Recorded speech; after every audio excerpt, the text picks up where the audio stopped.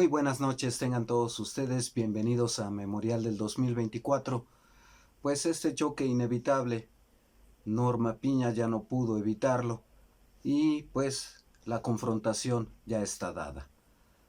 La Suprema Corte de Justicia de la Nación también se ha sumado al paro, tanto de trabajadores de la Corte como del Poder Judicial Federal en concreto, en un franco reto al presidente Andrés Manuel López Obrador, un franco reto incluso al cumplimiento de la ley, porque lo hace ilegalmente, ellos que son los patrones, ellos que tienen una función primordial para el Estado mexicano, que son parte del Estado mexicano, realizan un paro con tal de impedir la reforma al Poder Judicial Federal.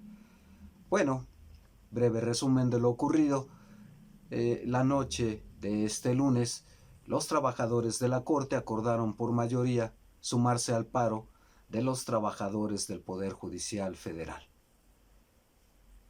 Por la mañana de hoy martes, y yo se los comentaba también, que este día iba a ser crucial, por la mañana de este martes acudieron al Congreso de la Unión, en la capital del país, ahí en San Lázaro, para impedir que los legisladores pudiesen acceder al recinto y empezar a discutir la reforma al Poder Judicial. Previamente, pues bueno, los diputados de Morena ya habían decidido pernoctar ahí en San Lázaro, solo esperando a tomar los acuerdos necesarios para buscar una sede alterna, que resultó la Magdalena Mixhuca ahí en la Ciudad de México, donde está el Foro Sol y el Autódromo Hermanos Rodríguez, y se fueron para allá a sesionar. Mientras los trabajadores y sedicentes estudiantes de la UNAM y otras escuelas públicas y particulares estaban ahí en la sede de San Lázaro tratando de impedir que se llevara a cabo la discusión, pues los diputados de Morena aliados y previa convocatoria formal a las oposiciones PRI, PAN y Movimiento Ciudadano, ahí los esperamos, les dijeron, allá en la Magdalena Mixhuca. Y ni hablar, se quedaron ahí esperando, frustrados, tanto los sedicentes trabajadores del Poder Judicial, de la Suprema Corte y los estudiantes. Paulatinamente los cuerpos policíacos, que de alguna manera siempre supervisan este tipo de movilizaciones, pues los fueron cercando de manera tal que ya no podían moverse a otro sitio. Y quienes conocen la Magdalena Mixhuca, pues sabrán que tiene algo así como 16 puertas, es una extensión bárbara de terreno, y bueno, figúrense, ahí está el autódromo, el foro que ahora a veces lo usan y le denominan Foro Sol. En fin, son distancias enormes, y además encapsulados como estaban ahí en la sede de San Lázaro, pues ya no acudieron los trabajadores del Poder Judicial a interrumpir la sesión. Sí fueron algunos estudiantes, pero no lo suficientes, y ya en un recinto bajo control de los diputados, particularmente los de Morena y sus aliados, pues ya sus actuaciones, sus protestas fueron mínimas. Además, se conformó una comisión para recibir a su vez a otra comisión de estos inconformes y atenderlos. En fin, así transcurrió parte de la mañana hasta que alrededor de la 1 de la tarde sesionó el Pleno de los Ministros de la Suprema Corte de Justicia de la Nación para fijar una postura, la cual nos quedaron a deber, pero también para votar si se sumaban o no al paro realizado por su personal y por los trabajadores en general del Poder Judicial Federal.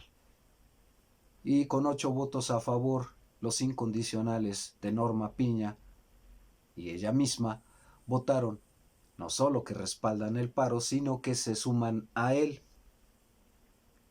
Hecho inédito en la historia reciente, por lo menos, de nuestro país, que el Poder Judicial pare, o que uno de los poderes de la Unión pare actividades en algo equiparable a una huelga, suspensión de actividades, pero además con salario incluido.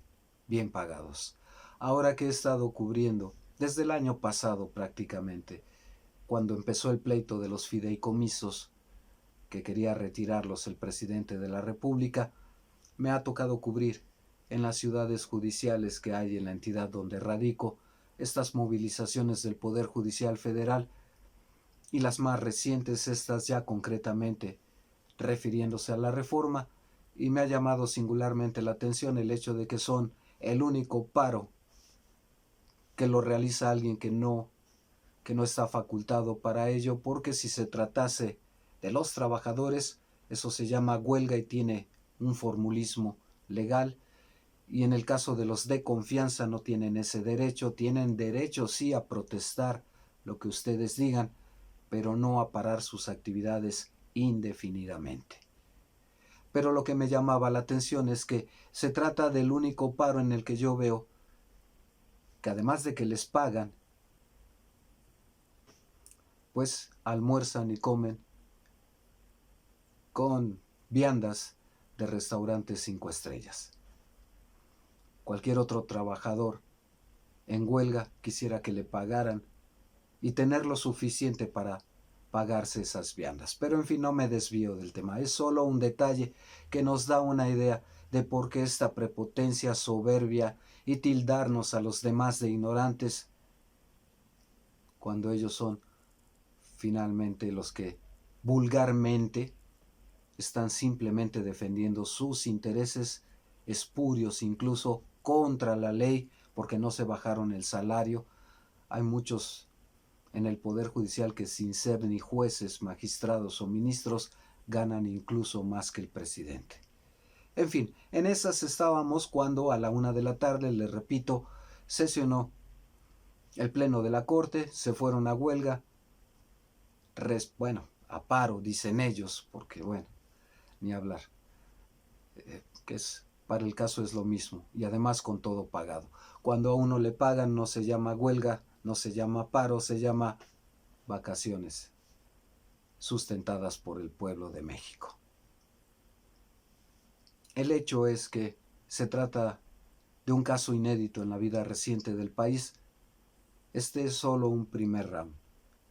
A las 4 de la tarde comenzó la sesión en la Magdalena Mixhuca de la Cámara de Diputados, que es el pleno, no el recinto. Es como cuando decimos iglesia. La iglesia no es el templo, es la comunidad que está ahí haciendo oración.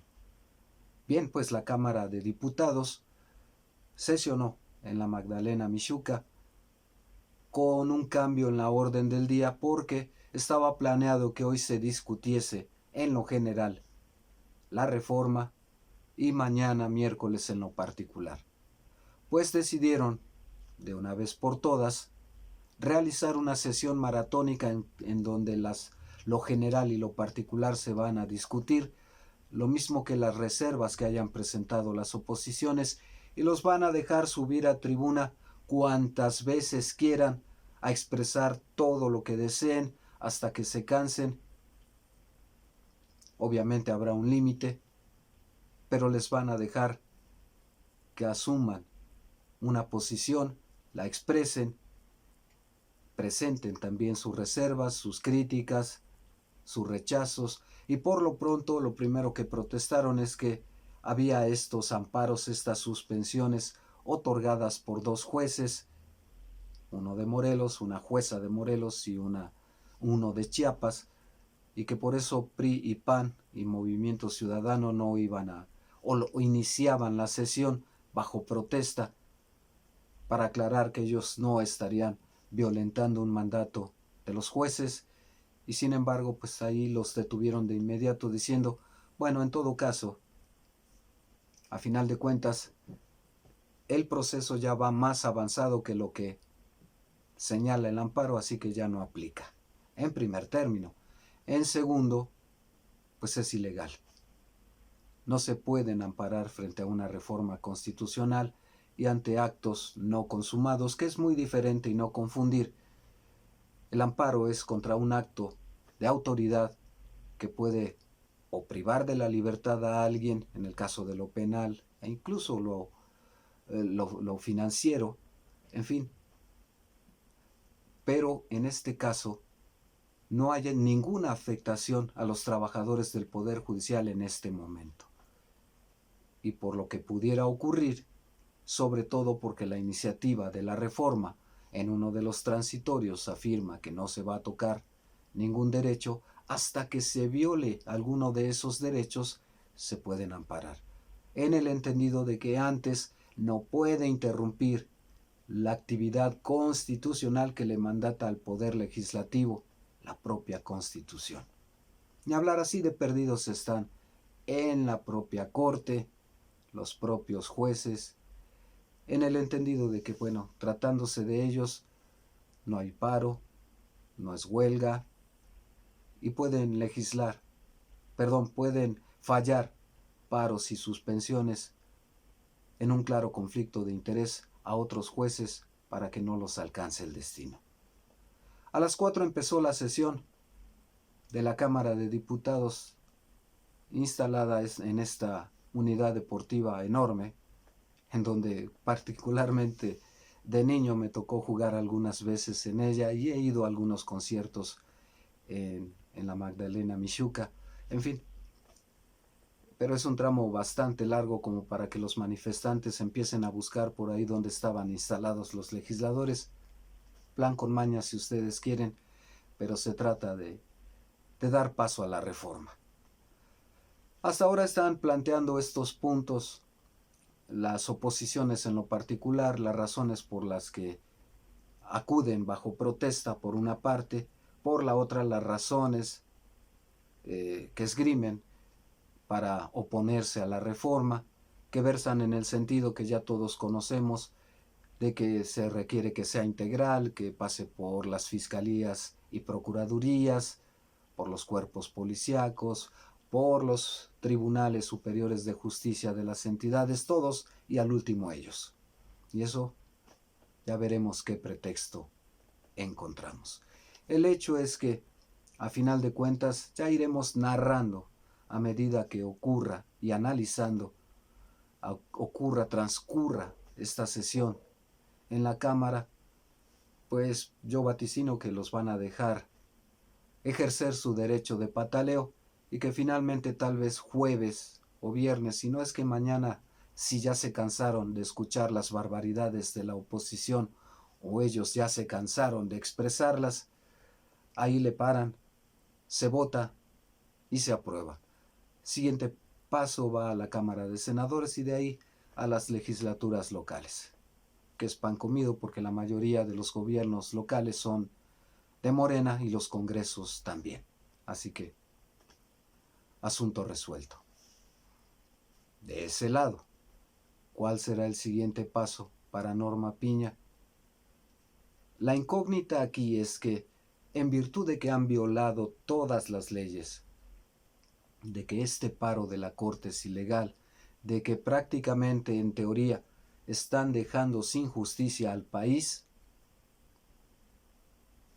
podría actuarse haciendo a un lado a todos y nombrando a algunos provisionales. Y de una vez decirles adiós.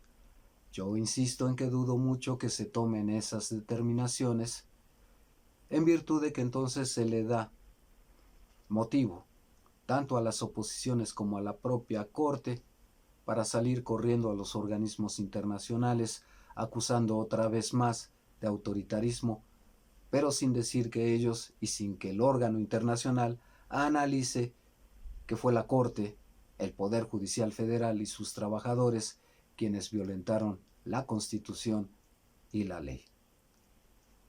Tramposo el asunto. Por eso no creo que caigan en esa provocación, que yo he insistido también, ya es hora de que les pongan un alto. Por lo menos, si no lo van a hacer con Norma Piña y sus incondicionales, por lo menos con estos dos jueces, la jueza de Morelos y el de Chiapas, que se volaron la barda, más descaradamente, con las suspensiones, tratando de impedir siquiera que se discuta y que pase a las legislaturas locales. Vamos a seguir atestiguando qué está ocurriendo cómo evoluciona. ¿Cuál es el siguiente paso de Norma Piña? Esta es la última carta, como les comentaba, que se tiene que jugar. La provocación franca y abierta en un hecho inédito en el país, por lo menos en los últimos lustros. ¿Qué más tiene preparado Norma Piña? Seguir radicalizando su postura, porque en términos reales no han parado. Hoy en la mañanera, hoy martes, el presidente ha denunciado una vez más cómo siguen los sabadazos para devolverles bienes y dinero a los narcotraficantes impunemente. Siguen operando los sabadazos y a favor de los delincuentes. Incluso con este paro queda pendiente el pago de Ricardo Salinas Pliego, definir si va a pagar algo así como 35,000 millones de pesos, porque están en paro. Y ese asunto no es urgente. Ya lleva ahí por lo menos una década.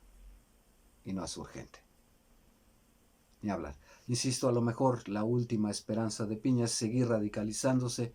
De esto ni atención al pueblo, a la gente que lleva sus casos en los juzgados de lo familiar, en fin, de lo mercantil, agrario, lo que ustedes quieran, laborales incluso. No, a la gente común no se le atiende. Pero a los potentados y a los narcos sí. Bueno, vamos a ver cuál es la siguiente etapa de radicalización de Norma Piña. Ni hablar, vamos a ver, porque ya estos actos desesperados de recurrir incluso a ello, no va a necesitar ser la Cámara de Diputados la que inicie una denuncia contra Norma Piña y los ministros. Bien pueden ser las 3 ministras, entre ellas Lenia Batres, que incluso en sesión previa les advirtieron que estaban violando la ley y que podían ser denunciados, como diciéndoles: si consuman este atentado a la Constitución con un paro de la Corte, nosotras mismas podemos denunciarlos. Por ahí mismo, dentro de la Corte, puede salir el dardo envenenado que ponga fin a Norma Piña y sus secuaces. El problema que yo le veo a esto es que, por una parte, están en paro quien lo va a recibir si denuncian a la Corte, y quien lo va a resolver que no sea incondicional a Norma Piña. Pero bueno, a final de cuentas creo que ante los ojos, que es lo que importa, del pueblo de México, el Poder Judicial terminó de descararse.